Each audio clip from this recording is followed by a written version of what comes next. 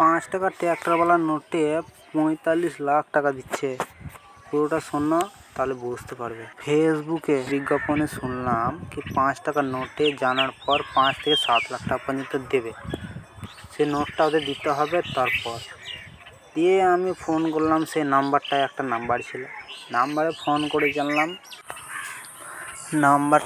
করে জানলাম যে নোটটা ছবি কিংবা ফটো দিতে হবে ওদের হোয়াটসঅ্যাপ নাম্বারে। তো তোমার কাছে যে কয়েন বা নোট আছে সেটা ছবি দিতে হবে। আমি দিলাম। তারপরে ওরা বলছে 45 লাখ টাকা পাবে। একটা ফর্ম জমা দিতে হবে, ফর্মটার দাম 450 টাকা।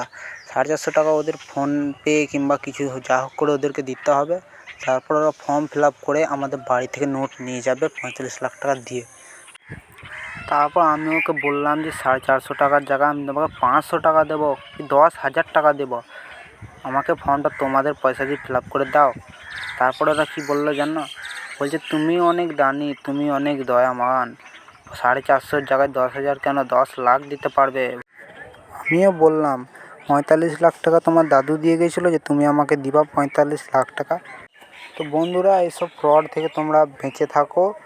আর ফ্রড যে করবে তাকে একবার উচিত শিক্ষা দেওয়ার চেষ্টা করবে, কিংবা সোশ্যাল মিডিয়াতে তার একটা এভাবে একটু ছোটোখাটো হালকা ফুলকা করে ভিডিও বানিয়ে ছাড়বা, যাতে সে দেখলে মানে লজ্জায় পড়ে। আমি তার ছবিও দিয়ে দেবো।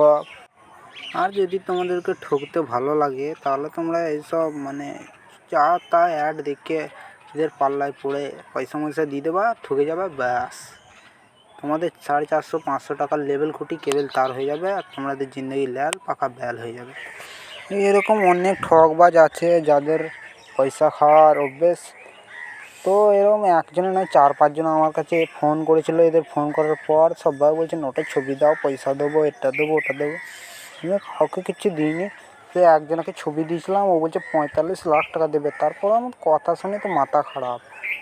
তো ঠকো না বন্ধু, বেকার পয়সাটা যাবে।